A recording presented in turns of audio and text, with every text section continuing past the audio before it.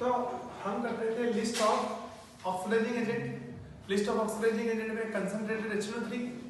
Concentrated HNO3 एक अच्छा खासा ऑक्सीडाइजिंग एजेंट है, तो वो चीजों को अच्छी तरह बहुत अच्छे से ऑक्सीडाइज कर देता है और खुद रिड्यूस होकर हमेशा क्या देता है NO2।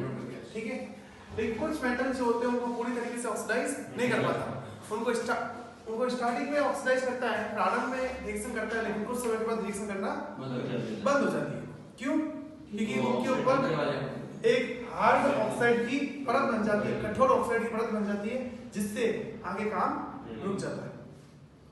ठीक है, अब इसके बाद इसमें कौन HNO3 में और बात, कंसंट्रेटेड HNO3 जो होता है वो मेटल को तो ऑक्सीडाइज करता है, वो नॉन मेटल को भी ऑक्सीडाइज कर देता है।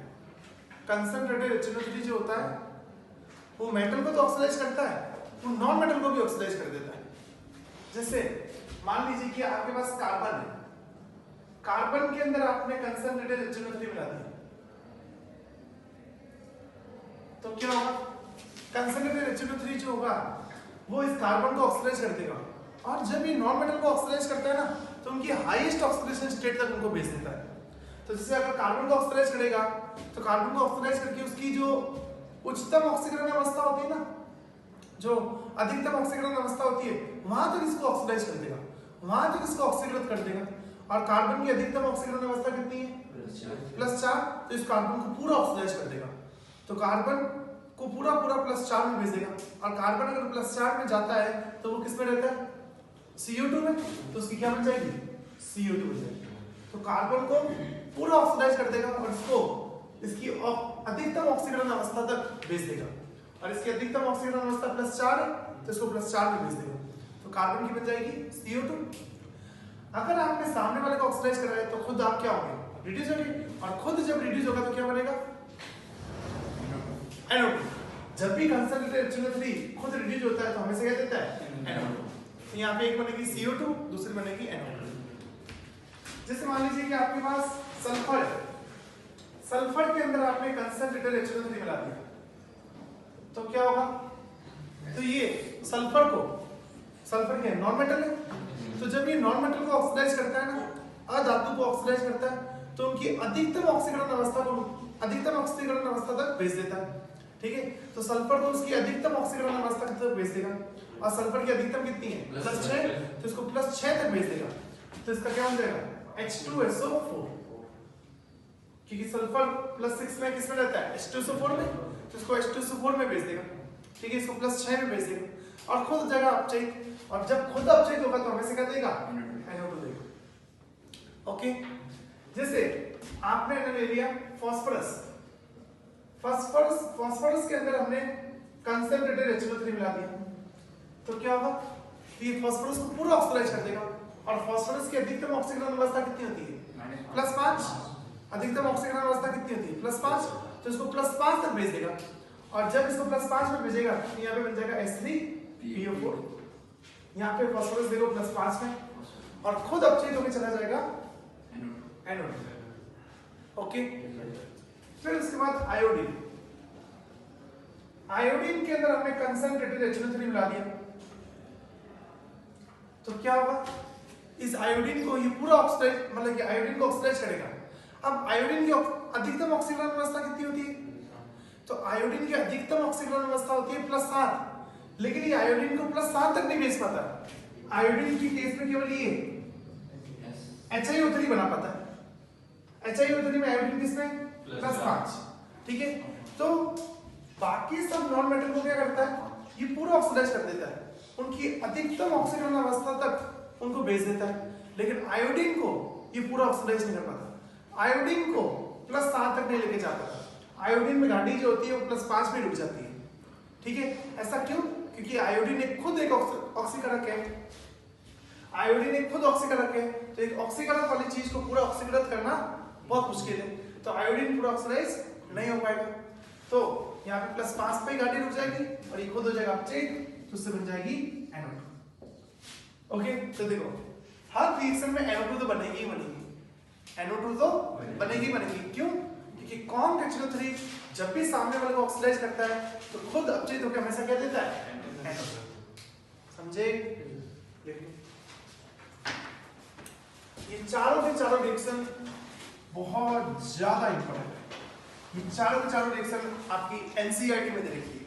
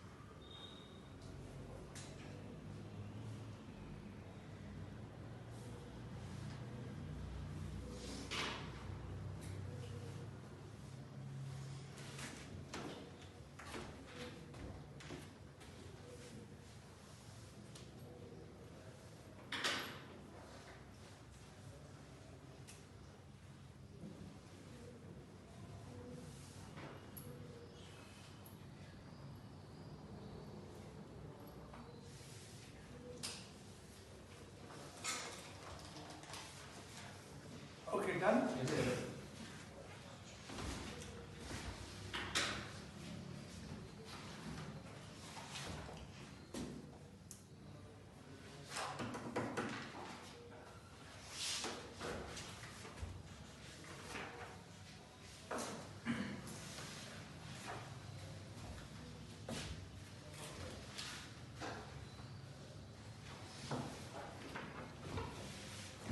अपन ने ना कंसंट्रेटेड H2 सपोर्ट पढ़ा था ना, कॉन्क H2 सपोर्ट, उसमें ना ये बात ना रह गई थी थोड़ी सी, वो बता देते हैं।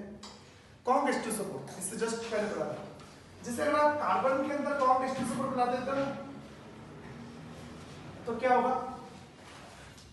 कॉन्क H2 सपोर्ट क्या है? कॉन्क H2 सपोर्ट एक ऑक्सीकरण है। तो अपन ने देखा था कि वो मेटल्स को ऑक्सीडाइज कर देता है। वहां पे नॉन मेटल वाला एग्जांपल मैं लेना भूल गया था, तो यहाँ पे बता देता हूँ कि जैसे कार्बन के अंदर अगर आप कॉन्क H2 सपोर्ट मिलाओगे तो कॉन्क H2 सपोर्ट एक ऑक्सीकरण है, तो वो कार्बन को कर देगा ऑक्सीडाइज, और इसको ऑक्सीडाइज करके भेजेगा किसमें? CO2 में, और खुद हो जाएगा अपचयित। और जब भी खुद अपचयित होगा तो हमेशा क्या बनेगी? ऐसे।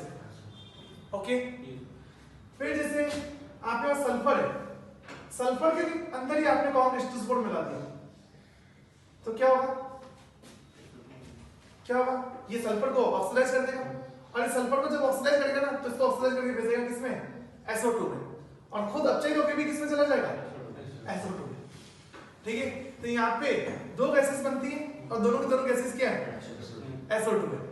ठीक है, लेकिन एक SO2 किससे आई है? सल्फर से। एक SO2 किससे आई है? H2 से। ओके, हमने फास्फोरस लिया, फास्फोरस के अंदर मिला दिया कंसंट्रेटेड H2 सपोर्ट। ठीक है, तो क्या होगा?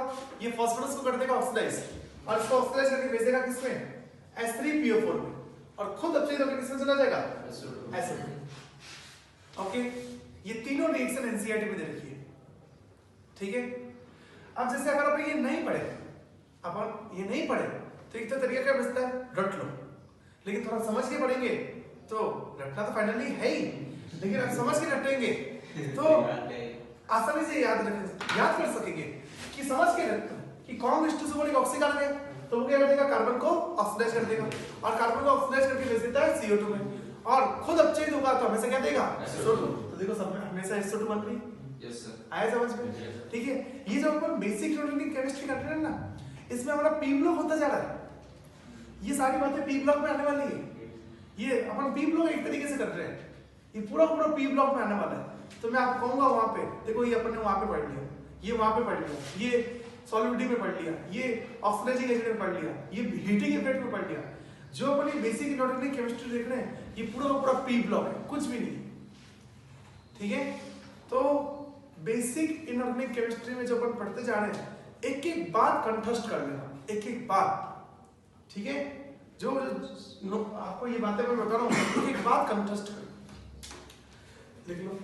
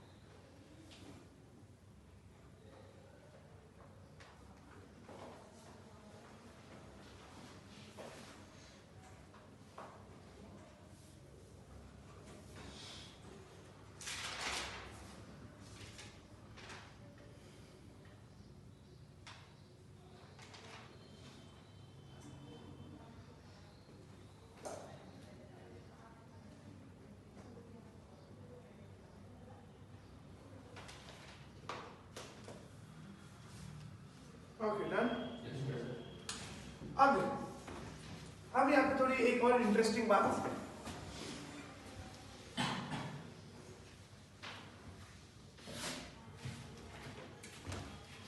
जैसे आपने देखा जो कॉन्क H2SO4 होता है, एक ऑक्सीकारक होता है, वो चीजों को क्या करता है, ऑक्सीडाइज कर देता है, मेटल हो नॉन मेटल हो। कॉन्क HNO3 जो होता है वो तो और पावरफुल है। कॉन्क HNO3 जो होता है ना वो तो कॉन्क HNO3 जो होता है वो कॉन्क H2SO4 से भी बढ़िया है। उसकी जो ऑक्सीकारक क्षमता है ना वो H2SO4 से भी ज्यादा है। ये एनसीईआरटी में लिखा हुआ है कि जो कॉन्क HNO3 होता है इसकी जो ऑक्सीकारक क्षमता होती है वो तो H2SO4 से भी ज्यादा होती है। ठीक है, तो कॉन्क HNO3 तो और चीजों को ज्यादा ऑक्सीडाइज कर देता है, मेटल्स हो गए, नॉन मेटल्स हो गए। ठीक है, लेकिन अगर अपन बात करें गोल्ड हो गया या प्लेटिनम हो गया, इनको ऑक्सीडाइज करना बहुत मुश्किल है, बहुत टेढ़ा काम है।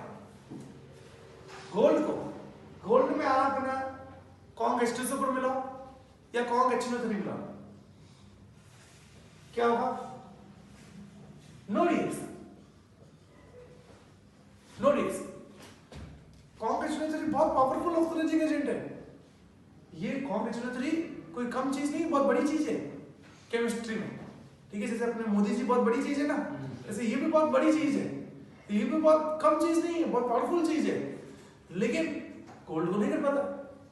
क्यों? गोल्ड एक पागल इंसान है, पागलों को समझाना बहुत मुश्किल है। ठीक है, क्यों? अगर कॉन्क HNO3 ने गोल्ड को ऑक्सीडाइज कर दिया ना, क्षमता है इसके पास, ताकत है, लेकिन अगर ये ऑक्सीडाइज कर देगा ना तो जैसे ही यहाँ पे गोल्ड बनता है, गोल्ड ऑक्सीडाइज होता है, जैसे प्लस पे जाता है तो गोल्ड प्लस Au प्लस इतना पागल है ये अकेला रह ही नहीं सकता। Au प्लस अनस्टेबल है, अकेला रह ही नहीं सकता। अगर आपने इसको बना भी दिया ना, ये क्या करता है, पानी से इलेक्ट्रॉन लेके वापस पीछे चल जाता है, पानी को नहीं छोड़ेगा ये। मतलब कि अगर आपने इसको बना दिया ना, ये पानी से दुष्प्रभाव निकाल देगा, पानी से इलेक्ट्रॉन लेके वापस पीछे आ जाएगा, इसमें आ जाएगा। गोल्ड को और प्लेटिनम को ऑक्सीडाइज करना बहुत मुश्किल, बहुत टेढ़ा काम है। ठीक है, तो फिर क्या करें? अगर विलियन बनाना है गोल्ड का प्लेटिनम का, तो विलियन कैसे बनाया जाएगा? भाई हमें लैब में जैसे मान लीजिए कि कोई काम करना है, हमें कोई मान लो कि इंडस्ट्री में कोई केमिकल रिएक्शन करानी है, तो उसको गोल्ड को ऑक्सीडाइज करना है, तो गोल्ड को ऑक्सीडाइज कैसे करें? ये तो ऑक्सीडाइज होता ही नहीं। जो अच्छे ऑक्सीकारक है उनसे नहीं हो रहा है, तो कैसे करें? तो गोल्ड और प्लेटिनम ये किसी भी डिसॉल्व नहीं होते, ये किसी के साथ रिएक्शन नहीं करते, बस एक चीज को छोड़ के। कौन सी चीज है वो? कौन सी चीज है? वो चीज है एक्वा रिजिया। सुना कभी एक्वा रिजिया? बता सकते हो इसका फॉर्मूला क्या है एक्वा रीजिया का? एक्वा रीजिया का फॉर्मूला है HNO3 plus HCl, HNO3 plus HCl। ठीक है, यहाँ पे क्या अनुपात होता है इनका? 1:3। गोल्ड और प्लेटिनम जो होते हैं वो एक्वा रीजिया के सिवाय और किसी में नहीं घुलते। एक्वा रीजिया के सिवाय और किसी के साथ रिएक्शन नहीं करते। देखो, आपको अगर ना गोल्ड को डिसॉल्व करना है ना, इसका आयन बनाना है ना, इसके अंदर एक्वा रीजिया डालो, इसके अंदर एक्वा रीजिया डालो, तो क्या होगा यहाँ पे बन जाएगा AuCl4 माइनस, ये बन जाएगा। ठीक है, एंड सबसे इंपॉर्टेंट बात, यहाँ पे साथ में NO2 नहीं बनती है, यहाँ पे साथ में क्या बनती है? NO gas. ठीक है, ऐसे सेम प्लेटिनम का भी होता है, लेकिन पहले गोल्ड का हो जाता है। देखो एक्वा रीजिया में क्या है? एक्वा रीजिया में एक HNO3 है और एक HCl है। HCl ऑक्सीकरण नहीं होता है, HCl ऑक्सीकरण नहीं होता है, समझ में भी आता है। क्लोरीन -1 में तो ऑक्सीकरण की तरह कैसे काम कर सकता है? अगर ये सामने वाले को ऑक्सीकरण करेगा तो खुद को अपचयित होना पड़ेगा, तो क्या क्लोरीन -1 से नीचे और जा सकता है क्या? और अपचयित हो सकता है क्या? नहीं। HCl ऑक्सीकरण नहीं होता है, लेकिन HNO3 जो यहाँ पे है वो तो ऑक्सीकरण होता है। तो ये HNO3 क्या करेगा? इस गोल्ड को कर देगा ऑक्सीडाइज, इसको कर देगा ऑक्सीकरण, और इसको ऑक्सीकरण करके भेजेगा किसमें? +3। और जैसे ही हमें ये गोल्ड ऑक्सीडाइज होगा, जैसे ही हमें HNO3 इसको ऑक्सीडाइज करेगा, जैसे ये Au+3 बनेगा, तो यहाँ पे क्या होगा? खूब HCl, तो यहाँ पे खूब दूसरा क्या होगा? Cl+। जैसे ही गोल्ड +3 बनेगा, Cl+ क्या कर देगा? उस पे अटैक कर देगा, और अटैक करके इसका क्या बना देगा? संकुल बना देगा, AuCl4-। और जैसे ही संकुल बन जाएगा तो अब ये क्या हो चुका है? अब ये स्टेबल हो चुका है, वरना तो इसको स्टेबल रखना बहुत मुश्किल है, ये अकेला रह नहीं सकता। ठीक है, इसको बांध के रखना पड़ता है। ठीक है, जैसे पागल इंसानों को कैसे बांध के रखना पड़ता है, वरना तो नहीं बांधे ना दुनिया खराब पड़ जाएगी पूरी। ठीक है, पूरी दुनिया उजाड़ देंगे। ठीक है, तो जैसे पागल इंसानों को बांध के रखना पड़ता है, तो ये भी पागल इंसान है, इसको भी बांध के रखना पड़ता है। तो कैसे बांधे? तो आप एक काम करो, यहाँ पे HCl ले लो, तो यहाँ से Cl+ आएगा, वो Cl+ क्या करेगा? इस पे अटैक करके संकुल बना देगा, और संकुल में ये बंध जाएगा, ये ट्रैप हो जाएगा, तब ये क्या हो जाएगा? स्टेबल। आई बात समझ में?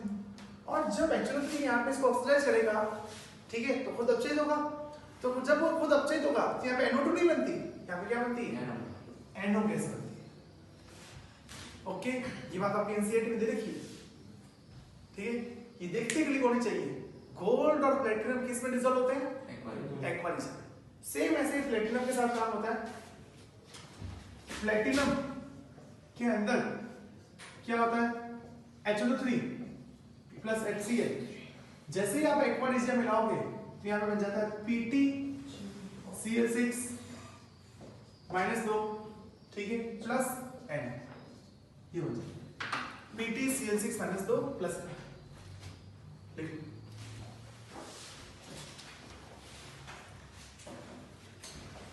NCERT दे रहा था।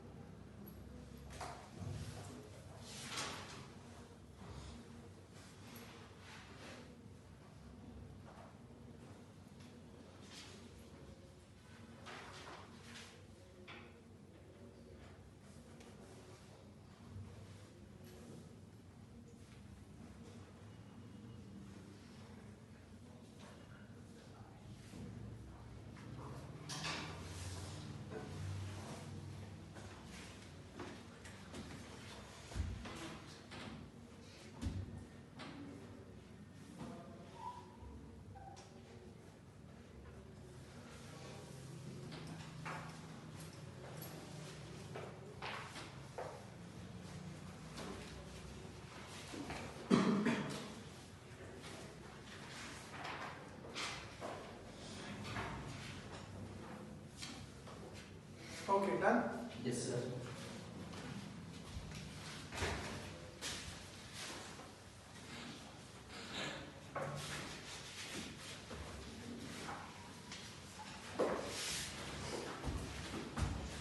अब ये बात क्लिक होनी चाहिए, इस बात को आप याद रख लो कि गोल्ड और प्लेटिनम जो होते हैं वो एक्वा डीजा के सिवा किसी में डिसॉल्व नहीं होते। नेक्स्ट आगे अगला ऑक्सीकरण क्या है, डाइल्यूट HNO3। डाइल्यूट HNO3 जो होता है ये भी एक ऑक्सीकरण है। इससे पहले अभी तक हम क्या पढ़ रहे थे, कंसंट्रेटेड HNO3, कॉम HNO3, ठीक है। अब बात करते हैं डाइल्यूट HNO3। डाइल्यूट HNO3 भी ऑक्सीकरण है, लेकिन यहाँ पे थोड़ी और इंटरेस्टिंग बात है। देखो मैंने आपको कहा था ना कि डाइल्यूट और कॉन्क में रात दिन का अंतर होता है, डाइल्यूट और कॉन्क एक बात नहीं है, ठीक है। तो देखो कंसंट्रेटेड HNO3 भी एक ऑक्सीडाइजिंग एजेंट है, डाइल्यूट HNO3 भी ऑक्सीडाइजिंग एजेंट है, लेकिन जैसी रिएक्शन कंसंट्रेटेड HNO3 की होती है वैसी रिएक्शन डाइल्यूट HNO3 की नहीं होती है।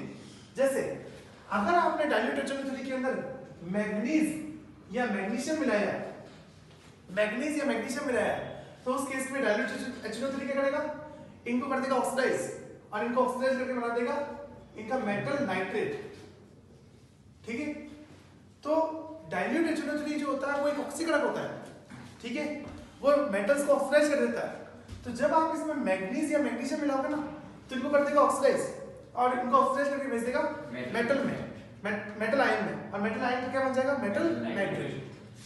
मेटल जो ऑक्सीडाइज होगा वो तो ठीक है क्योंकि आप ऑक्सीकरण हो, लेकिन यहाँ पे साथ में क्या बनेगा, यहाँ पे साथ में क्या बनेगा वो बहुत इंपॉर्टेंट है। तो मैग्नीज और मैग्नीशियम के साथ यहाँ पे साथ में बनती है H2 गैस। बहुत खतरनाक बात है, बहुत इंपॉर्टेंट बात है कि मैग्नीज और मैग्नीशियम को जब अपन डाइल्यूट HNO3 में मिलाते हैं ना तो यहाँ पे कौन सी गैस बनती है, हाइड्रोजन गैस बनती है, H2 गैस बनती है। बहुत खतरनाक बात है। अगर आपने ना डाइल्यूट HNO3 में लिथियम से लेके टिन तक का अगर कोई मेटल मिला दिया, लिथियम से लेके टिन तक का मतलब ECS, अच्छा, इलेक्ट्रोकेमिकल सीरीज के अनुसार, इलेक्ट्रोकेमिकल सीरीज के अनुसार लिथियम से लेके टिन तक का अगर कोई मेटल अगर आपने डाइल्यूट HNO3 में मिलाया ना तो यहाँ पे क्या होगा, ये डाइल्यूट HNO3 इस मेटल को कर देगा ऑक्सीडाइज, इनका बना देगा metal nitrate, okay, metal nitrate बना देगा। यहाँ पे मेटल नाइट्रेट तो बनेगा, ठीक है, ये तो ठीक है क्योंकि आप ऑक्सीकरण को, तो मेटल्स को आप ऑक्सीडाइज करोगे, धातु को आप ऑक्सीडाइज करोगे, लेकिन साथ में क्या बनेगा वो बहुत इंपॉर्टेंट है। तो यहाँ पे साथ में बनता है NH4NO3, यहाँ साथ में क्या बनता है NH4NO3, ओके। और जो NH4NO3 बनता है ना, ये NH4NO3 जो होता है ये बनते ही आगे टूट जाता है, ये बनते ही आगे टूट जाता है किसमें, N2 प्लस 2H2O। तो फाइनली आपको यहाँ क्या मिलती है, N2O गैस मिलती है, लाफिंग गैस मिलती है, ओके। अगर आपने डाइल्यूट HNO3 में लेड या लेड के बाद में आने वाले मेटल्स मिलाए,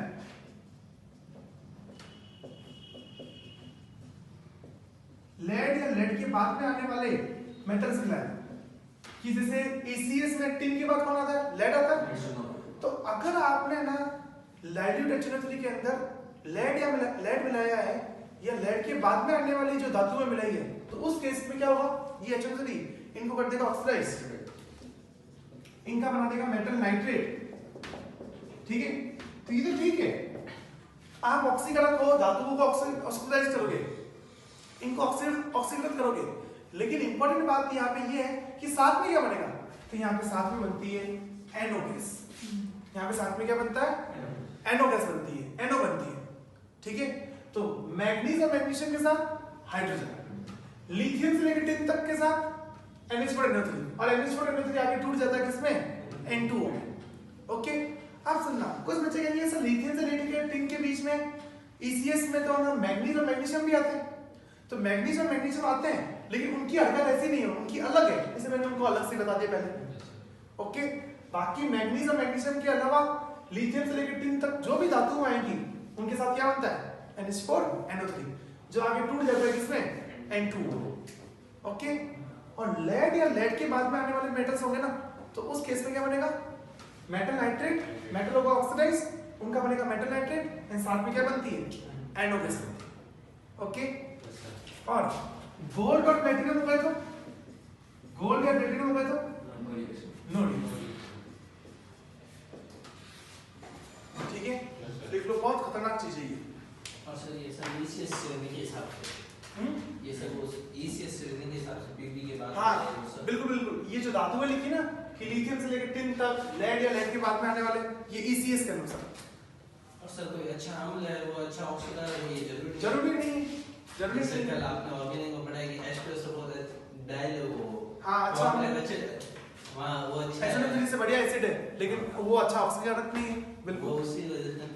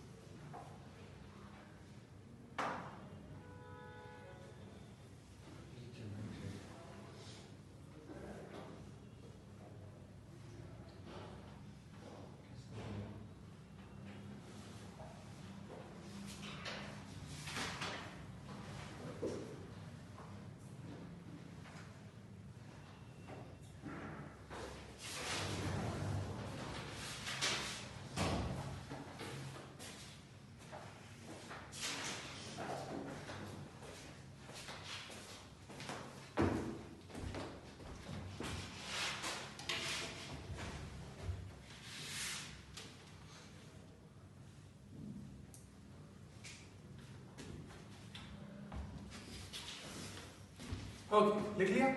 ठीक है, तो ये फाइनली ये बातें तो आपको याद रखनी है। ठीक है, ये बहुत है ना छांट छांट के किताबों से मोती निकाले गए हैं। ठीक है, ये कोई बच्चा अगर ना केवल है ना किताब पढ़ के ना अगर पढ़ना चाहेगा ना, वो इनको बातों को पकड़ ही नहीं पाएगा। ये बहुत खतरनाक बात है कि मैग्नीज और मैग्नीशियम जो होते हैं ना, वो डायल्यूट एचओ3 के साथ क्या देते हैं, हाइड्रोजन गैस देते हैं। बहुत इंपॉर्टेंट बात है, बहुत खतरनाक बात है, अभी बताऊंगा। अब देखो, इसको याद करने का एक तरीका, मन मांगे हाइड्रोजन, मन मांगे हाइड्रोजन। ठीक है, याद करने का तरीका कि जब डाइल्यूट एचओ3 में मैग्नीज या मैग्नीशियम मिलाते हैं तो क्या बनती है, हाइड्रोजन। ठीक है, तो याद रख लो, मन मांगे हाइड्रोजन। ओके,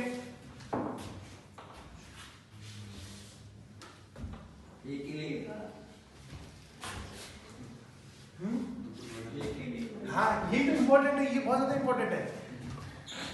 क्यों इंपॉर्टेंट है आपको बताता हूँ, समझाता हूँ।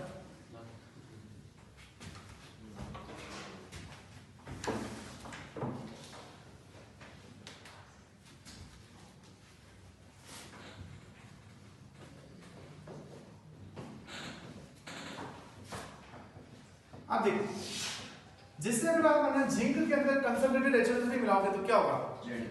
तो कौन HNO3 एक ऑक्सीकारक है, इसको क्या कर देगा? ऑक्सीडाइज कर देगा। तो यहाँ पे इसका क्या बन जाएगा? Zinc nitrate. और यहाँ पे साथ में क्या बनेगी?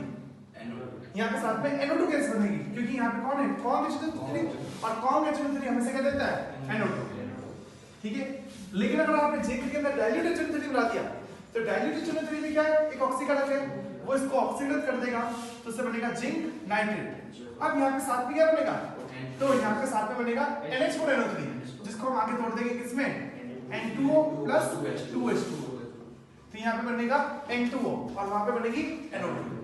ओके, जैसे आपके पास कॉपर है, कॉपर के अंदर आपने मिला दिया कंसंट्रेटेड HNO3। ठीक है, तो क्या होगा कि कॉम HNO3 एक ऑक्सीकारक है, इसको कर देगा ऑक्सीडाइज, इसको भेज देगा कॉपर नाइट्रेट में, और खुद अपने दोगे यहाँ पे क्या देगा? NO2। कॉम HNO3 हमेशा क्या देता है? NO2। लेकिन अगर इसमें हम डाइल्यूट HNO3 मिलाते हैं तो क्या होगा? तो डाइल्यूट HNO3 भी एक ऑक्सीकारक है, वो भी इसको ऑक्सीडाइज कर देगा, तो यहाँ पे क्या बनेगा? Copper nitrate. लेकिन यहाँ पे साथ में क्या बनेगी? यहाँ पे साथ में बनेगी NO गैस। लेड या लेड के बाद में आने वाला अगर कोई मेटल होगा तो उसमें डाइल्यूट HNO3 में क्या बनता है? NO बनता है। ठीक है, जैसे आपने सिल्वर ले लिया, सिल्वर के अंदर आपने बना दिया कंसंट्रेटेड HNO3, तो कौन HNO3 क्या करेगा? सिल्वर को कर देगा ऑक्सीडाइज, इसको भेज देगा Ag प्लस में, तो यहाँ पे बन जाएगा AgNO3, और खुद अपने दोगे क्या दे देगा? NO2, यहाँ पे बन जाएगी NO2। अगर अपन ने इसमें मिला दिया डाइल्यूट HNO3 तो ये भी ऑक्सीकारक है, तो ये भी सिल्वर को ऑक्सीडाइज कर देगा और इसका बना देगा HNO3, लेकिन यहाँ पे साथ में क्या बनेगी? NO गैस बनेगी। आई बात समझ में? ठीक है, तो देखो ये भी HNO3 है, ये भी HNO3 है, लेकिन दोनों की रिएक्शंस एक जैसी नहीं है, क्योंकि एक कॉम्प एक डाइल्यूट है, तो कॉम्प और डाइल्यूट एक जैसी बातें नहीं है। समझे? लिख लो।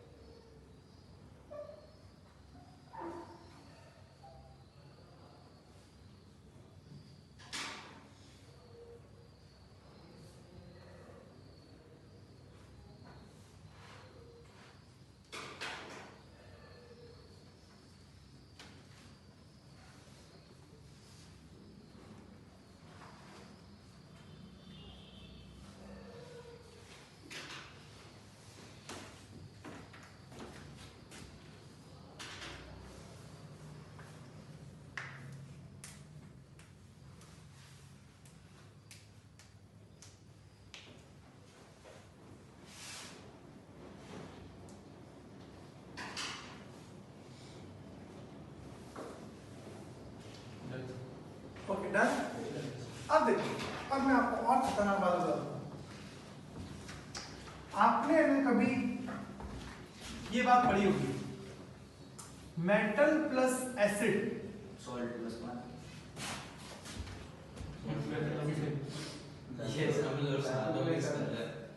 मेटल के अंदर धातु के अंदर अम्ल मिलाते हैं तो क्या बनता है? धातु के अंदर अगर हम अम्ल मिलाते हैं तो बनता है लवण प्लस हाइड्रोजन गैस। अगर आप ना धातु के अंदर अगर ना आप ना अम्ल मिलाते हो तो धातु के अंदर हम लोग मिलाते हैं तो क्या बनता है सॉल्ट प्लस H2 गैस बनती है। Yes sir. ठीक है ओके। जैसे मान लीजिए कि आपने जिंक के अंदर मिला दिया आपने HCl, ठीक है। तो जिंक के अंदर अगर जब आप HCl मिलाते हो तो वहां पे क्या बनता है ZnCl2 प्लस H2 गैस बनती है।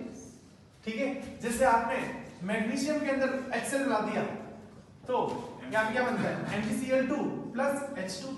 ये आपने छोटी क्लासेस में पढ़ा होगा। ठीक है। जैसे आपने ये रिएक्शन लिखे रहने दे क्योंकि ये काम आएगी भी। जैसे आपने जिंक के अंदर मिला दिया डाइल्यूट H2SO4, तो जिंक के अंदर अगर आप डाइल्यूट H2SO4 मिलाते हो तो क्या बनता है ZnSO4 प्लस H2 गैस बनती है। ओके। अगर आपने Mg लिया, Mg के अंदर आपने मिला दिया डाइल्यूट H2SO4 तो यहाँ पे क्या बनेगा MgSO4 प्लस H2। पढ़ा था कि नहीं पढ़ा था ये आपने छोटी क्लासेस में 10वीं में कि जब आप मेटल के अंदर एसिड मिलाते हो तो उससे क्या बनता है सॉल्ट प्लस हाइड्रोजन। ये पढ़ा था। लेकिन अब मैं देखो मैं आपको यहाँ पे एक खतरनाक बात बताने जा रहा हूँ कि ये जो रिएक्शन है ना जो आप पढ़ के आए हो ये रिएक्शन हमेशा सच नहीं है। ये रिएक्शन जो आप पढ़ के आए हो ना ये हमेशा सच नहीं है। ये रिएक्शन तभी सच है कि जब आपका जो एसिड हो वो क्या हो नॉन ऑक्सीडाइजिंग हो। वो एसिड क्या होना चाहिए नॉन ऑक्सीडाइजिंग होना चाहिए कि आपका जो अम्ल होना चाहिए ना वो नॉन ऑक्सीडाइजिंग होना चाहिए, ऑक्सीडाइजिंग एजेंट नहीं होना चाहिए। क्योंकि अगर आपका अम्ल ऑक्सीडाइजिंग एजेंट हो गया ना तो फिर वो मेटल के साथ रिएक्शन करने पे हाइड्रोजन गैस नहीं देता, फिर वहां पे हाइड्रोजन नहीं बनती, वहां पे खुद एसिड खुद अपचयित होता है। ठीक है। अगर आपका एसिड अगर ऑक्सीडाइजिंग एजेंट हो गया ना तो फिर उस केस में मेटल के साथ रिएक्शन करने पे वो सॉल्ट प्लस हाइड्रोजन नहीं देगा, वो सॉल्ट प्लस NO2 देगा। कि कॉमन एक्शन अगर आप ले रहे हो तो ये एक एसिड है लेकिन यहाँ पे हाइड्रोजन नहीं बनेगी, यहाँ पे कॉमन एक्शन खुद अपचयित होगा। तो ये रिएक्शन जो आप पढ़ के आए हो जनरल रिएक्शन कि मेटल प्लस एसिड रिएक्शन करके क्या बनाते हैं सॉल्ट प्लस हाइड्रोजन, ये तभी सच है जब आपका एसिड क्या हो नॉन ऑक्सीडाइजिंग हो। ठीक है। अगर आपका एसिड अगर ऑक्सीडाइजिंग एजेंट हो गया ना तो फिर ये काम नहीं हो पाएगा। अब उस केस में क्या होगा एसिड खुद अपचयित हो जाएगा। जैसे देखो जिंक के अंदर आप HCl मिलाओगे ना तो यहाँ पे सॉल्ट प्लस हाइड्रोजन बन जाएगा। क्यों? क्योंकि HCl जो होता है वो ऑक्सीडाइजिंग एजेंट नहीं होता। आप ना Mg के अंदर HCl मिलाओ तो यहाँ पे H2 गैस बन जाएगी। क्यों? क्योंकि HCl ऑक्सीडाइजिंग एजेंट नहीं होता है। आप जिंक के अंदर डाइल्यूट H2SO4 मिलाओ, ठीक है, तो H2 गैस बन जाएगी। क्यों? क्योंकि डाइल्यूट H2SO4 ऑक्सीडाइजिंग एजेंट नहीं है। कौन H2SO4 ऑक्सीडाइजिंग एजेंट है? कौन H2SO4 ऑक्सीडाइजिंग एजेंट है? ठीक है। लेकिन डाइल्यूट H2SO4 क्या होता है नॉन ऑक्सीडाइजिंग एजेंट होता है, तो यहाँ पे हाइड्रोजन बन जाएगी। आप Mg के अंदर डाइल्यूट H2SO4 मिलाओ तो यहाँ पे हाइड्रोजन गैस बन जाएगी। लेकिन आपने जिंक के अंदर कंसंट्रेटेड H2SO4 मिला दिया, आपने जिंक के अंदर कौन H2SO4 मिला दिया, ठीक है, तो देखो ये मेटल है ये एसिड है लेकिन यहाँ पे हाइड्रोजन गैस नहीं बनेगी। क्यों? क्योंकि कौन H2SO4 क्या होता है एक ऑक्सीकरण होता है। तो अब इस केस में क्या होगा Zn सल्फेट तो बनेगा लेकिन साथ में यहाँ पे क्या बन जाएगी SO2 बन जाएगी। आई बात समझ में? ठीक है। अगर आपने Mg के अंदर कौन H2SO4 मिला दिया तो यहाँ पे MgSO4 तो बनेगा लेकिन साथ में यहाँ पे H2 नहीं बनेगी, यहाँ पे SO2 बन जाएगी।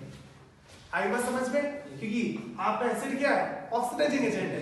तो जब आपका एसिड ऑक्सीडाइजिंग एजेंट होता है तो ये काम नहीं होता। आई बात समझ में?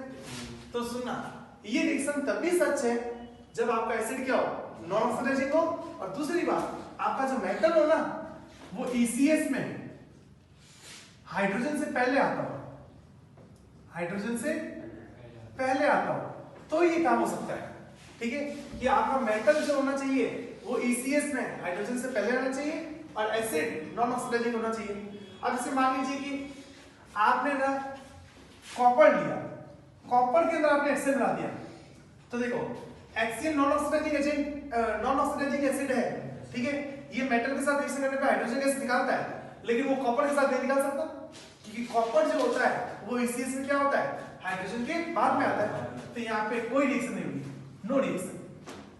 ठीक है। आपने जैसे कॉपर ले लिया या आपने सिल्वर ले लिया, इसके अंदर आपने HCl मिला दिया, ठीक है, तो यहाँ पे कोई रिएक्शन नहीं होगी।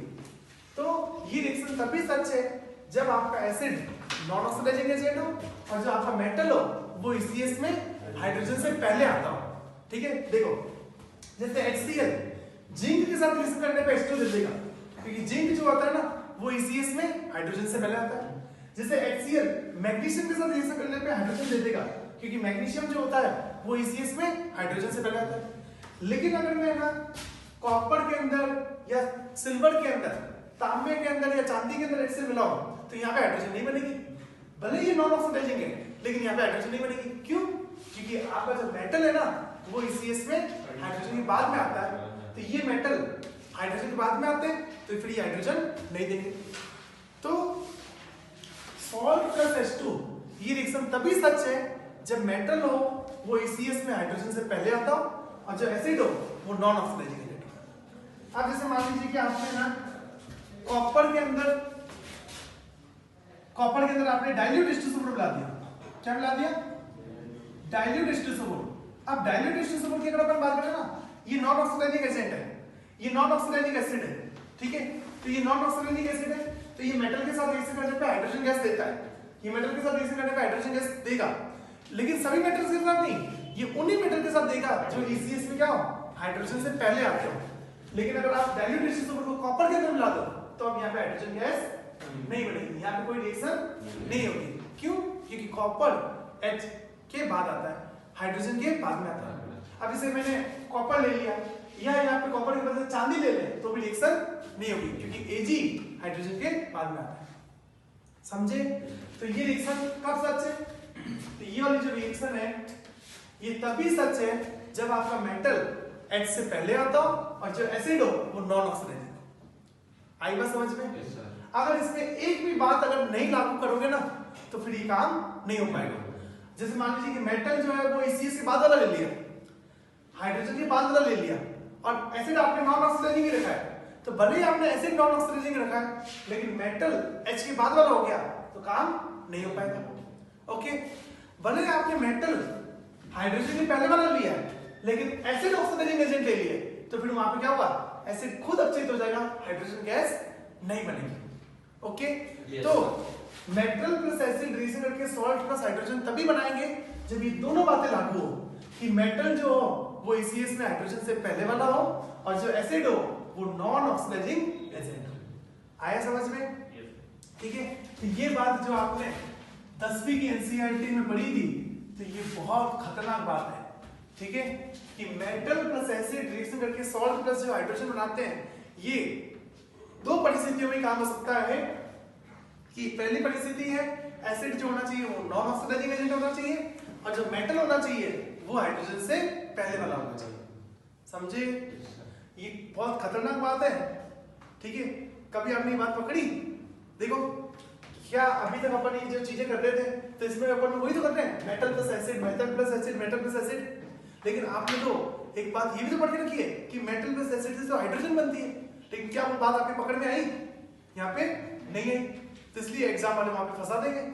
तो अपन ने पूरी पिक्चर क्लियर कर दी कि भाई हमने ये भी पढ़ी बात और अभी आप सर ये बातें बता रहे हो, तो इनको जोड़ेंगे कैसे, सोचेंगे कैसे?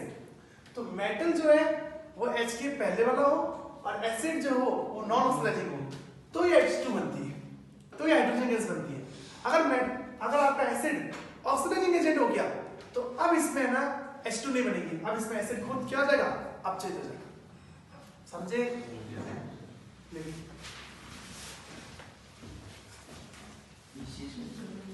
सुनो प्रभु कौन है?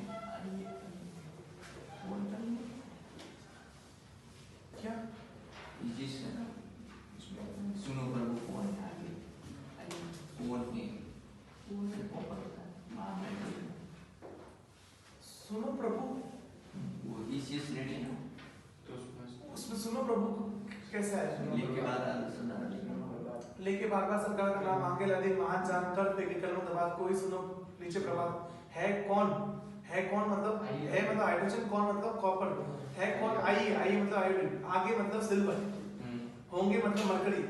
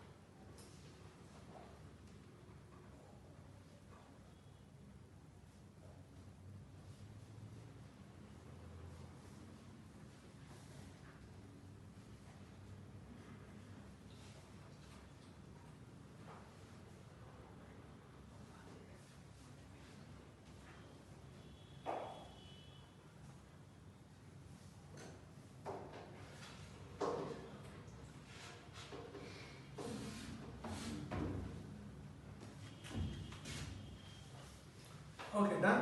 Yes. अब सुनो एक बात, ये बात क्या है, ये बात क्या है कि मतलब कि हाइड्रोजन गैस मतलब कि एसिड तभी बनाएगा जब एसिड क्या हो, नॉन ऑक्सीडाइजिंग हो। मतलब कि ये तो फिक्स है, ये चीज तो फिक्स ही है कि मतलब कि भाई मेटल आना, जैसे मेटल की बात तो दूसरी है। एसिड तो कहता है कि मैं जब आपके साथ रिएक्शन करके हाइड्रोजन गैस तभी बनाऊंगा जब मैं क्या हूं, नॉन ऑक्सीडाइजिंग। ये कंडीशन तो फिक्स ही है। हाँ, अब किन मेटल के साथ बनेगी किन मेटल के साथ नहीं बनेगी वो डिपेंड करता है कि ईसीएस में आप कहां पे आते हो। ठीक है, कि मतलब कि आप सभी मेटल्स नहीं बनाएंगे, वो डिपेंड करता है कि ईसीएस में आप कहां पे आते हो। आप हाइड्रोजन से पहले आते हो तो आप उसके साथ रिएक्शन करोगे, हाइड्रोजन बाद आते हो तो आप रिएक्शन नहीं करोगे। लेकिन ये चीज तो फिक्स है कि मतलब कि हाइड्रोजन बनाने के लिए एसिड क्या होना चाहिए, नॉन ऑक्सीडाइजिंग।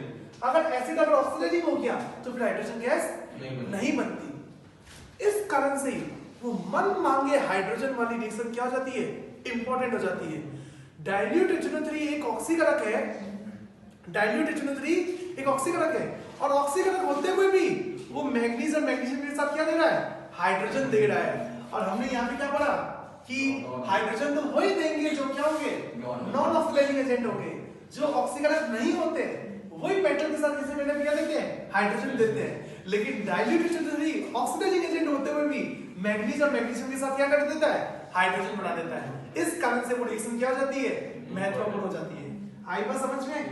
तो मैंने कहा था ना वो रिएक्शन बहुत महत्वपूर्ण है कि भाई ऑक्सीडाइजिंग एजेंट जैसे ही आप हो जाते हो, आप ऑक्सीकारक हो जाते हो, फिर तो हाइड्रोजन नहीं बनती। देखो इतने केस, आप जब ऑक्सीकारक होते हो तो तब तो आप खुद अपचयित होते हो, खुद अपचयित होते हो, ठीक है। लेकिन मैग्नीज और मैग्नीशियम वाली अगर बात करें, उसमें जब अपन डाइल्यूट HNO3 मिलाते हैं तो वहां पे डाइल्यूट HNO3 ऑक्सीकारक होते हुए भी खुद अपचयित नहीं हो रहा है, वहां पे किसका अपचयन कर देता है, हाइड्रोजन का अपचयन कर देता है। ओके, ये बात बहुत खतरनाक है। और ये बात पता है कहां पे देखिए, ये 12वीं की एनसीईआरटी में नहीं है, 12वीं की एनसीईआरटी छाट डालो आपको मिलेगी नहीं बात। ये 11वीं की एनसीईआरटी में नहीं है, 10वीं की एनसीईआरटी में, 10वीं की एनसीईआरटी में बात छुपी हुई है कि मैग्नीज और मैग्नीशियम जो होते हैं वो डाइल्यूट HNO3 के साथ क्या देते हैं, हाइड्रोजन के साथ देते हैं। ठीक है, बहुत खतरनाक बात है, बहुत खतरनाक।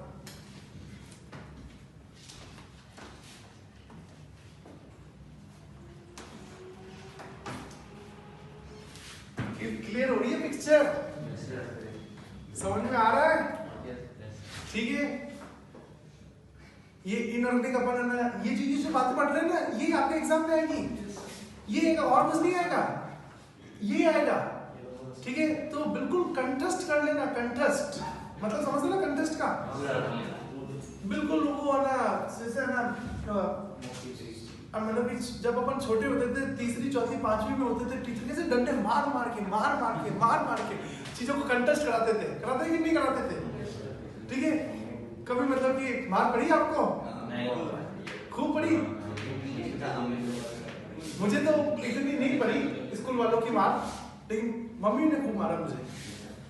ठीक है, लेकिन स्कूल वालों की इतनी मार नहीं पड़ी क्योंकि मम्मी मारती थी तो स्कूल वाले फिर नहीं मारते थे।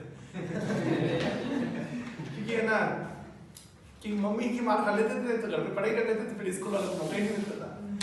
तो स्कूल में मुझे मार बहुत कम पड़ी, ठीक है, लेकिन है ना मम्मी ने खूब धोया मुझे, खूब मतलब इसलिए आज इधर है, इसलिए आज इधर है, वरना मम्मी नहीं धोती। हम तो मतलब कि मस्ती में ही थे खूब, ठीक है, मस्ती करते रहते थे। आज फिर इधर नहीं होते तो मम्मी की वजह से इधर है। मम्मी ने खूब मारा, मतलब कि सोटे ही सोटे।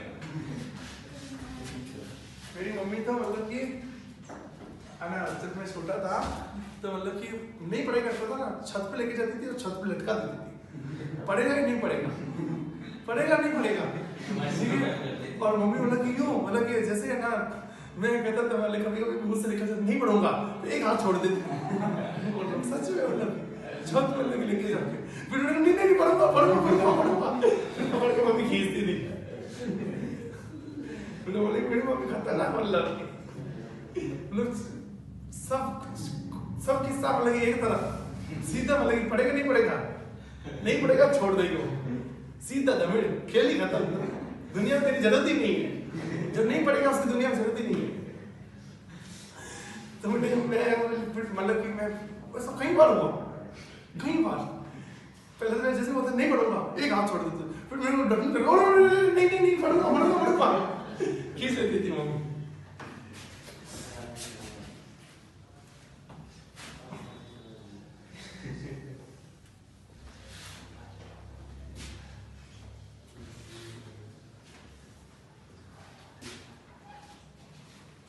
ये जो मैं बातें आपको बता रहा हूं ना, ये बातें अगर आप पढ़ लो, कंटेस्ट कर लो अपने, बस 2 महीने तक, 2 महीने कब कहाँ तक, जुलाई तक, अपने 3 महीने, 3-3.5 महीने तक ये बस ये कंटेस्ट कर लो, ये बार बार पढ़ो, बार बार पढ़ो, ठीक है। पूरी पिक्चर तो मैंने क्लियर कर ही दी है, ठीक है। अब बस आपको एक बार रीड करना है, और अब तो रीड करना बहुत आसान भी हो जाएगा। कौन रिश्तेदारी में हमेशा NO2 निकलती है, डाइल्यूट रिश्तेदारी मन मांगे हाइड्रोजन, लिथियम से लेकर टिन तक के साथ NH4NO3 जो आगे टूट जाता है किसमें, N2O में, ठीक है। लेड या लेड की बात में आने वालों के साथ NO देता है, ओके, ठीक है। इतना नहीं रख सकते क्या, रख सकते हैं ना, ठीक है। इतने गाने रट लेते हैं अपन, इतने गाने याद कर लेते हैं, मूवीज के डायलॉग याद कर लेते हैं, करते कि नहीं करते, ठीक है। कोई मूवी का डायलॉग बोलो, शुभम, कौन है मूवी का फेमस, प्रकाश, कोई भी बोल दो, कोई भी बोल दो।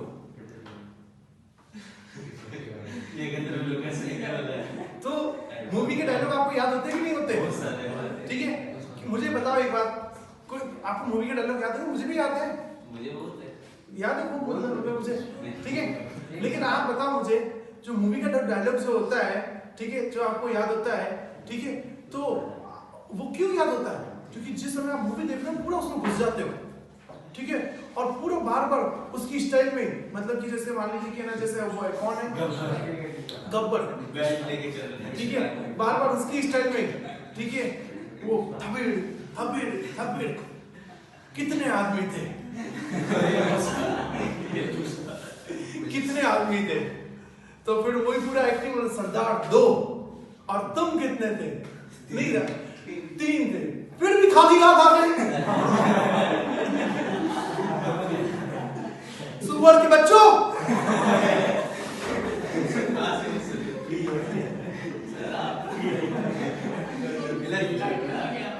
बहुत बड़ी नाइंसाफी होगी, ठीक है। वो कहता है कि नहीं कहता, ये बहुत बड़ी नाइंसाफी है, ठीक है। तुम गब्बर का नाम डुबा के आ गए, ठीक है। तो याद होता है कि नहीं होता है, ठीक है। कैसे याद हुआ, पूरा घुस गए, बार बार उसकी एक्टिंग करी, ठीक है। ऐसे ही पढ़ाई भी ऐसी करनी है, ठीक है, मतलब मजे से करनी पड़ेगी, मतलब कि कौन सी, मतलब कि जब भी किसी के साथ रिलेशन करता है हमेशा क्या देता है, NO2, अरे वाह वाह वाह क्या बात है, हमेशा NO2, मतलब मेटल हो नॉन मेटल हो, किसी को भी ऑक्सीडाइज करे हमेशा NO2 देता है, और नॉन मेटल में मिला दो तो नॉन मेटल को पूरा ऑक्सीडाइज कर देता है, अरे वाह वाह वाह क्या बात है, पूरा ऑक्सीडाइज कर देते हो, खतरनाक चीज हो आप तो, ठीक है। ऐसे मतलब कि मजे से, मतलब कि पूरा, मतलब कि स्टाइल में लेके पूरा, मतलब कि घुस के उसके अंदर पूरा, मतलब वो पिक्चर बना दो अपने अंदर, ठीक है। ऐसे तो मतलब कि पढ़ाई, मतलब कि आपके दिमाग में जाएगी। डायलॉग ये बनाते हो ना, कैसे पूरा मतलब खो जाते हो उसमें, ठीक है। जैसे पूरी डायलॉग की एक्टिंग करते तो पूरा कैसे, मतलब कि है ना, उसके रूप को धारण कर लेते हो, ठीक है। पूरी गब्बर की इमेज बना लेते हो। अभी जैसे गब्बर की इमेज बनेगी नहीं बनी, वो पूरे पहाड़, ये पूरा वो बेल्ट, वो ना, तो जो वो डार्क ग्रीन ड्रेस, ठीक है, वो घुंघरालू बाल, वो दाढ़ी, ठीक है, वो 3 खड़े काली है, ये काली है, एक दो और एक सांबा, वो बड़ा पहाड़ी पे बैठा है, बनी पिक्चर। तो ऐसे ही पूरी पिक्चर बनानी है इसमें, ठीक है। ऐसे पढ़ते समय पूरा, मतलब कि पूरा माहौल बना दो, ठीक है, पूरा खून में धारण कर लो, ठीक है। तो फिर याद होगा, और बार बार पढ़ो, जैसे मूवी का डायलॉग बार बार, है ना, लोगों के सामने, घर पे एक्टिंग करते रहते हैं, ठीक है, दोस्तों के सामने, ठीक है, करते हैं कि नहीं करते, वैसे उसी तरीके से बार बार चीजें पढ़ो तो अपने आप याद हो जाएगी, ठीक है। मैंने भी तो याद करी है ना, तो मैं कोई मतलब कि वो फरिश्ता थोड़ी हूँ, मैं भी तो कोई एक नॉर्मल इंसान नहीं हूँ। आप तरह जैसे आप जैसे अभी पढ़ रहे, पहले मैं पढ़ता था यहाँ पे, ठीक है। तो बार बार पढ़ा, याद हो गया, ठीक है। तो इसलिए पढ़ो बार बार, ठीक है। यही एग्जाम में आएगा, यही, और कुछ नहीं आएगा, जो मैं पढ़ा रहा हूँ उसको 4 बार पढ़ लो, 4 बार, ठीक है। क्वेश्चंस करेंगे, बार बार आएगा, और रेगुलर आते रहना, रेगुलर आते रहना। रेगुलर आते रहना ऐसा नहीं है कि मतलब कि आप आना बंद कर दो बीच बीच में से, ठीक है। रेगुलर आते रहो, ये बार बार मैं रिवीजन कराऊंगा, बार बार ऐसी बातें बोलूंगा तो आपके दिमाग में फिट हो जाएगी। जब बार बार एक बात बोलते हैं तो दिमाग में फिट होती कि नहीं होती। जैसे सुबह मतलब कि जैसे आपके घर पे कोई बड़े लोग होंगे तो सुबह जब उठते हैं, ठीक है, तो बड़े लोग जो होते हैं नहा धो के पाठ पूजा करते हैं तो उसमें कोई भजन लगा देते हैं, या घर के पास मंदिर ये कुछ होगा तो वहां पे कोई भजन कीर्तन होते होंगे, ठीक है। भले ही आप वो भजन कीर्तन नहीं कर रहे हो, भले ही आप ना अपने काम में बिजी हो, लेकिन वो भजन चलते रहते हैं तो वो आपके कानों में घुस रहे हैं ना, तो आपको भी याद होने लग जाता है, तो फिर एक समय के बाद आप भी गुनगुनाते रहते हो। होता है कि नहीं होता है, ठीक है। ले नाच होता है कि नहीं होता है। कभी अलग से यूं गाना सुना क्या, मतलब कि ईयरफोन लगा के ले नाच चला नहीं, अलग से सुना क्या, अलग से ऐसे ही मतलब कि बजता रहता है अपन वो, तो अपन गाना ऐसे ही काम करते रहते वो आता दिमाग में, वो कानों में जाता है तो अपने मुंह से भी निकलने लग जाता है। होता है कि नहीं होता है, ठीक है। तो ऐसे ही आप इधर आते रहो, मैं बार बार बोलूंगा तो आपके कानों में दिमाग में फिट हो जाएगा, होगा कि नहीं होगा, ठीक है। तो इसलिए चीजें पढ़ते रहो, बार बार मैं बोलता रहूंगा तो आपके दिमाग में होगा, क्या होगा, ठीक है। मतलब बस अपने आप को तैयार करना है, कैसे मैं तैयार कर सकता हूँ, ठीक है। उस तरीके से सोचो कैसे हम तैयार होंगे, ठीक है। फाइनली एग्जाम तो देना ही है मुझे, और अच्छे से देना है। चलिए फिर इसके बाद अब एक बात, तो ये बात हो गई, ठीक है। अब पहले प्रिचुलरी हो गया, अगले ऑक्सीकारक क्या है, तो अगला ऑक्सीकारक है लेड +4,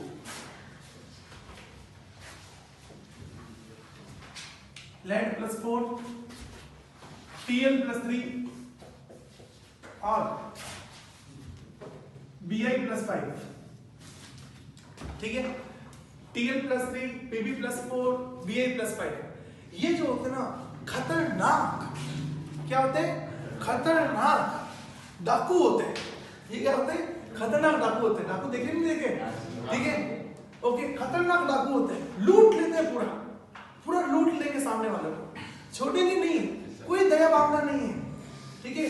जैसे हिंदी मूवीज में वो होता था ना, कौन विलन होता था ना, कौन, अमरीश पुरी हो गया, ठीक है, ये अमरीश पुरी है, ये अमरीश पुरी है, ठीक है। एक कौन होता है, वो क्या नाम है उसका, शक्ति कपूर, नहीं शक्ति कपूर, अरे एक और विलन है ना, बहुत फेमस नाम मुझे एकदम, डैनी, पूरा खतरनाक जानवर है वो तो डाकू है पूरा, तो ठीक है। कातिया देखा नहीं देखा, कातिया वाली मूवी उसमें है ना, तो ये डैनी है, ये कम्युनिस्ट पुरी है, ठीक है। और ये कौन है, ये अपना कोई बता दो, ये कोई शक्ति कपूर होता है। शक्ति कपूर इतना खतरनाक नहीं है, शक्ति कपूर तो नहीं है विलन में, तो भाई डैनी हो गया, अपना अमरीश पुरी हो गया, तो दूसरे कौन है विलन में, और कौन है,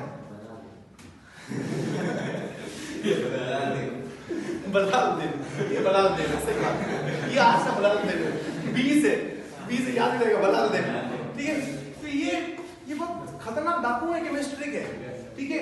ये क्या करते हैं, ये लूट लेते हैं, ये खतरनाक मतलब कि ऑक्सीडाइजिंग एजेंट है, पावरफुल ऑक्सीडाइजिंग एजेंट है। ये मतलब कि सामने वाले को ऑक्सीडाइज कर देंगे, उनसे इलेक्ट्रॉन खींच लेंगे, लूट लेंगे, कोई दया भावना नहीं है कि सामू बच्चा है छोड़ दो, नहीं, उससे भी इलेक्ट्रॉन ले लेंगे और खुद अपचेत हो जाएंगे, और खुद अपचेत होकर चले जाएंगे अपनी 2 कम ऑक्सीकरण अवस्था में। जैसे अभी ये किसमें बैठा है, +3 में, तो ये सामने वाले से इलेक्ट्रॉन लेके चला जाएगा किसमें, Tl+ में, ये सामने वाले से 2 इलेक्ट्रॉन लेके चला जाएगा किसमें, Pb+2 में, और ये Bi+5 से 2 इलेक्ट्रॉन लेके चला जाएगा किसमें, Bi+3 में, ठीक है। ऐसा क्यों, ये कौन से ग्रुप में आता है, थैलियम कौन से ग्रुप में आता है, ये थैलियम आता है बोरोन फैमिली में, ठीक है। बैंगन आलू गोभी इनथेला, बैंगन आलू गाजर इनथेला, ऐसे जिंगल पढ़ी होगी ना आपने, ठीक है, कभी दी होगी ना आपको जिंगल दिया ना, ठीक है। तो थैलियम जो होता है वो बोरोन फैमिली में आता है, नीचे आता है। बोरोन फैमिली की जो कॉमन ऑक्सीडेशन स्टेट है, सामान्य ऑक्सीजन अवस्था है, वो +3 है, लेकिन थैलियम भले उस ग्रुप में आता है, आपकी सामान्य ऑक्सीजन अवस्था आपके ग्रुप की +3 है, लेकिन ये कहता है मैं +3 में नहीं रहना चाहता। ये अपनी ग्रुप ऑक्सीडेशन स्टेट से 2 ऑक्सीडेशन स्टेट में रहना चाहता है, उससे 2 कम वाली ऑक्सीडेशन स्टेट में रहना चाहता है। ये कहता है कि मैं +3 में नहीं रहना चाहता हूं, मैं +1 में रहना चाहता हूं। इसलिए कहीं पर भी होगा ना तो सामने वाले को ऑक्सीडाइज कर देगा, खुद हो जाएगा अपचयित। लेड कार्बन फैमिली का है, कार्बन फैमिली की कॉमन ऑक्सीडेशन स्टेट कितनी है +4, लेकिन ये +4 में नहीं रहना चाहता, उससे 2 कम वाली ऑक्सीडेशन स्टेट में रहना चाहता है, ये +2 में रहना चाहता है। इसलिए कहीं पर भी Pb+4 होता है ना, वो सामने वाले को क्या कर देता है, ऑक्सीडाइज कर देता है और खुद अपचयित हो जाता है, और अपचयित होकर किसमें चला जाता है, +2 में चला जाता है। Bi नाइट्रोजन फैमिली का है, नाइट्रोजन फैमिली की कॉमन ऑक्सीडेशन स्टेट +5 है, लेकिन ये अपनी ग्रुप ऑक्सीडेशन स्टेट में नहीं रहना चाहता, ठीक है। ये कहता है कि मैं उससे 2 कम वाली ऑक्सीडेशन स्टेट में रहना चाहता हूं, तो इसलिए कहीं पर भी होगा ना सामने वाले को ऑक्सीडाइज कर देगा और उससे 2 इलेक्ट्रॉन ले लेगा और किसमें चला जाएगा, Bi+3 में। ये पावरफुल ऑक्सीकरण होते हैं, Tl+3, Pb+4 और Bi+5, ये क्या होते हैं, पावरफुल ऑक्सीकरण होते हैं, ऑक्सीडाइजिंग एजेंट होते हैं। क्यों ये 2 कम वाली ऑक्सीडेशन स्टेट में रहना चाहते हैं, तो उसका रीजन है inert pair effect. Inert pair effect, इसका कारण क्या है, इनर्ट पेयर इफेक्ट। ये मतलब कि पी ब्लॉक में जो नीचे वाले जो एलिमेंट होते हैं, जो सबसे नीचे जो एलिमेंट आते हैं, वो अपनी 2 कम वाली ऑक्सीडेशन स्टेट में रहना चाहते हैं। उसका रीजन है इनर्ट पेयर इफेक्ट, अक्रिय युग्म प्रभाव, अक्रिय युग्म प्रभाव, अक्रिय युग्म प्रभाव, ठीक है। ये क्या है अक्रिय युग्म प्रभाव, समझो कि जैसे अगर अपन बात करें थैलियम, थैलियम के अगर विन्यास की बात करें तो इसका विन्यास होगा 6s2 6p1, ठीक है। लेड का विन्यास होगा संयोजी कोश का 6s2 6p2 और Bi का होता है 6s2 6p3, ठीक है, ओके। तो अगर अपन बात करें थैलियम की, इसके संयोजी कोश में कितने इलेक्ट्रॉन है, 3 इलेक्ट्रॉन है। तो इसके जो ग्रुप वाले जो मेंबर होते हैं ना, उसके पास कितने इलेक्ट्रॉन होते हैं, 3 इलेक्ट्रॉन होते हैं। तो वो सभी जने क्या करते हैं, अपने 3 इलेक्ट्रॉन लॉस कर देते हैं और +3 में चले जाते हैं। लेकिन ये +3 में नहीं जाना चाहता। ये कहता है, थैलियम कहता है, अगर मैं बॉन्डिंग करूंगा, मैं अगर बंध बनाऊंगा तो इस 1 इलेक्ट्रॉन से बनाऊंगा, इन 2 इलेक्ट्रॉन को शामिल नहीं करूंगा। ऐसा क्यों, क्योंकि ये कहता है कि अगर ये 2 इलेक्ट्रॉन अगर शामिल होते हैं ना तो उससे मेरा फायदा नहीं होता है, मेरा नुकसान हो जाता है, ठीक है। क्योंकि ये 2 इलेक्ट्रॉन जब पार्टिसिपेट करते हैं ना तो बल्कि यहाँ पे ज्यादा खर्चा हो जाता है, ज्यादा इसका नुकसान हो जाता है। इसलिए Tl जो होता है वो जब भी बॉन्डिंग करता है तो एक ही इलेक्ट्रॉन पार्टिसिपेट करता है, ये 2 इलेक्ट्रॉन जो होता है उसको पार्टिसिपेट करने नहीं देता, इनको बॉन्डिंग में इन्वॉल्व करने नहीं देता। तो इसलिए इस पेयर को क्या कर देता है, इनर्ट कर देता है। इस पेयर को क्या कर देता है, युग्म को अक्रिय बना देता है, कि इसको कहता है कि तुम्हें तो पार्टिसिपेट करना ही नहीं है, तुम तो इन्वॉल्व हो ही मत, ठीक है, तुम्हें तो शामिल होना ही नहीं है बॉन्डिंग में, भले तुम संयोजी कोश के हो। अक्सर संयोजी कोश के इलेक्ट्रॉन क्या होते हैं, लॉस होते हैं, बंध बनाते हैं, लेकिन थैलियम कर देगा, इसको मना कर देगा, नहीं तुम्हें तो शामिल नहीं होना है। तो इसलिए थैलियम जो होता है संयोजी कोश में उसके 3 है, तो बंध बनाने चाहिए 3, लेकिन वो 3 बंध नहीं बनाता है, वो 1 बंध बनाता है। थैलियम जो होता है वो +3 में खुश नहीं है, वो किसमें, +1 में खुश है, ठीक है, ये +1 में रहना चाहता है, ओके। ऐसे पीबी की बात करें ना तो पीबी के संयोजी कोश में कितने, 4 इलेक्ट्रॉन। तो कायदे से आपको कितने इलेक्ट्रॉन लॉस करने चाहिए, 4। आपको किसमें रहना चाहिए, +4 में रहना चाहिए। लेकिन पीबी जो होता है वो +4 में नहीं रहना चाहता, वो किसमें रहना चाहता है, +2 में रहना चाहता है। क्यों, क्योंकि वो कहता है भले ही मेरे संयोजी कोश में 4 इलेक्ट्रॉन है, लेकिन मैं इनको शामिल नहीं करना चाहता, क्योंकि जब ये शामिल होते हैं ना तो मेरा फायदा नहीं, मेरा नुकसान हो जाता है। इसलिए जब भी ये इलेक्ट्रॉन लॉस करेगा ना, ये 6p वाले करेगा, ठीक है, 2 इलेक्ट्रॉन लॉस करेगा, ठीक है। तो इसलिए हमेशा ये किसमें रहना चाहेगा, +2 में रहना चाहेगा। अगर कभी ये +4 में बैठा होगा ना तो ये तुरंत किसी से इलेक्ट्रॉन लेके किसमें आ जाएगा, +2 में आ जाएगा। ऐसे ही सेम Bi, बिस्मथ की अगर अपन बात करें ना तो बिस्मथ जो है संयोजी कोश में कितने इलेक्ट्रॉन है, 5। तो आपको किसमें रहना चाहिए, +5 में रहना चाहिए, लेकिन ये +5 में नहीं रहना चाहता, ये किसमें रहना चाहता है, +3 में रहना चाहता है, ठीक है। ऐसा क्यों, क्योंकि ये कहता है कि मैं अगर इलेक्ट्रॉन लॉस करूंगा तो ये 3 ही करूंगा, ये 2 नहीं करूंगा। इन दो को मैं क्या कर दूंगा, इनर्ट कर दूंगा, अक्रिय बना दूंगा, इनको बॉन्डिंग नहीं करने दूंगा। ठीक है, मैं अगर बॉन्डिंग करूंगा तो इन तीन से करूंगा, इन दो को शामिल नहीं करने दूंगा, क्योंकि ये जो दो शामिल होते हैं ना तो उससे मेरी एनर्जी बढ़ जाती है। ठीक है, मेरा नुकसान हो जाता है। इसलिए मैं अगर बॉन्ड बनाऊंगा, इलेक्ट्रॉन क्रॉस करूंगा तो ये तीन ही करूंगा, उससे ज्यादा नहीं करूंगा। अगर कभी मुझे किसी ने अगर +5 में पहुंचा दिया तो मैं तुरंत उसे इलेक्ट्रॉन लेके किसमें आ जाऊंगा, +3 में आ जाऊंगा। आई बात समझ में? इसको कहते हैं अक्रिय युग्म प्रभाव, कि थैलियम, लेड और बिस्मथ जो होते हैं वो अपने 6s वाला जो पेयर है उसको पार्टिसिपेट नहीं करना चाहते, उसको अक्रिय बना के रखना चाहते हैं। ठीक है, इसलिए थैलियम जो होता है वो 3 बॉन्ड नहीं बनाएगा, वो कितने बॉन्ड बनाएगा, 1 बॉन्ड बनाएगा। जैसे आपसे पूछा जाए कि एक आपके पास TlCl3 है, एक आपके पास TlCl है, ज्यादा अच्छा कौन सा होगा, ज्यादा स्टेबल कौन सा होगा, तो देखते क्लिक होना चाहिए TlCl। ठीक है, एक आपके पास PbCl4 है और एक आपके पास PbCl2 है, तो इसमें से ज्यादा स्टेबल कौन सा होगा, ध्यान रखना, ज्यादा स्टेबल होगा PbCl2। ठीक है, एक आपके पास BiCl5 है और एक आपके पास BiCl3 है, तो ज्यादा अच्छा कौन सा होगा, BiCl3। आई बात समझ में? ठीक है, क्यों? इसका रीजन है इनर्ट पेयर इफेक्ट। ये अपने संयोजी कोष में जितने इलेक्ट्रॉन है उतने बंद बनाने में खुश नहीं है, ये उससे 2 कम वाले बंद बनाना चाहते हैं। समझे? ओके, तो इसका रीजन है इनर्ट पेयर इफेक्ट। तो Pl+3, Pb+4 और Ba+5 क्या होते हैं, पावरफुल ऑक्सीडाइजिंग एजेंट होते हैं। ये सामने वाले को कर देंगे ऑक्सीडाइज एंड खुद हो जाएंगे रिड्यूस।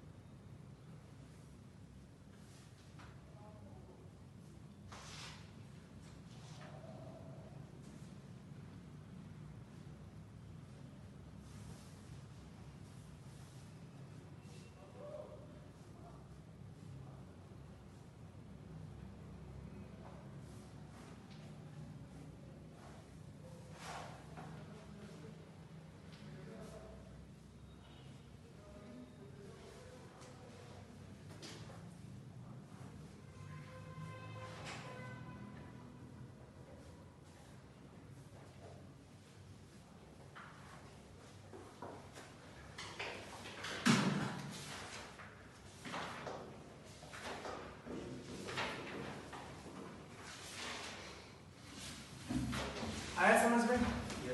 ठीक है, तो ये ऑक्सीडाइजिंग एजेंट की लिस्ट अपनी कंप्लीट हो गई इसके साथ। ठीक है, और ना एक और लास्ट इसमें लिख लो Fe+3 Fe+3 भी एक ऑक्सीकरण होता है, ठीक है, और सामने वाले को वो ऑक्सीकृत करता है और खुद अपचित होकर चला जाता है Fe+2। लिख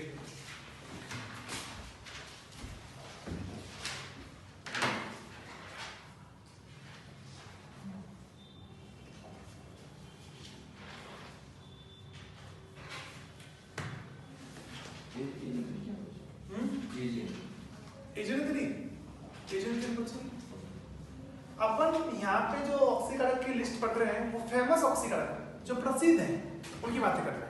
तो ये सब प्रसिद्ध ऑक्सीकारक जो हमारे बहुत काम आते हैं, कॉमन। ओके, तो आया कुछ समझ में? ठीक है, अब फाइनली अब क्या करना है? रट डालना है, ये पूरा क्या कर देना है? कंठस्थ कर लेना है, ठीक है। ओके, जैसे डायलॉग कंठस्थ करके रखे ना, वैसे ही ये कंठस्थ कर लेना है। पुष्पा का डायलॉग रटा कि नहीं रटा? ठीक है, वैसे, ठीक है। क्या डायलॉग है? झुकेगा नहीं, पुष्पा झुकेगा नहीं, ठीक है। तो अपन को भी झुकना नहीं है। ओके, तो मूवी से कुछ सीखना है। मूवी के लिए एंटरटेनमेंट के लिए नहीं होती है, मूवी बहुत सिखाने के लिए होती है, ठीक है। मैं आपको बताता हूँ कि नहीं बताता हूँ, बहुत सारी मूवीज की इंस्पिरेशनल मतलब की बातें, ठीक है। तो सीखना है उससे अपन को, ठीक है। दंगल देखी नहीं देखी? दंगल, ठीक है। हाँ, दंगल का वो बताया कि नहीं बताया? एक दंगल की कहानी बताई कि नहीं बताई? हाँ, पानी में हमेशा मैं आपके साथ नहीं होऊंगा, तो हमेशा अपने आप को क्या बना के रखना है? मजबूत बना के रखना है, ठीक है। ओके, चलो कल आपको एक और कहानी बताएंगे, ठीक है। नहीं, पता है मुझे, खूब पता है मुझे कहानियों को, ठीक है। ओके, तो पढ़ते रहो, ठीक है। ऐसे पढ़ते रहोगे मजा आता रहेगा आपको, ठीक है। पढ़ाई करना नहीं छोड़ना है, पढ़ाई करते रहो, सवाल करते रहो, खूब सवाल करो, पढ़ो सवाल करो, पढ़ो सवाल करो, पढ़ो सवाल करो, एंड आओ मुझसे पूछने, ठीक है। डाउट्स लेके आ जाओ मेरे पास, चलो आ जाओ, जो आपने सवाल नहीं करे पूछने आ जाओ। दोपहर को